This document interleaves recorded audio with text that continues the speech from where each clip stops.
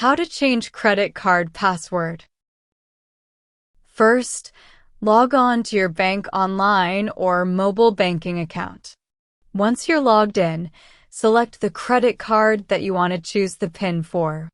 Go to the Manage My Card menu and select Choose PIN from the options. Follow the prompts to select a new 4-digit PIN for your credit card. Once you finish choosing your PIN, you'll see instructions for completing your PIN selection. You'll have 14 days to add your PIN to your card. This can be done at an ATM at a bank center, or you can call the number printed on the back of your card. Follow the instructions for resetting your PIN if you're on an automated hotline. Your new PIN is set, and you can continue using it until you want to change it again. That's it. Thanks for watching.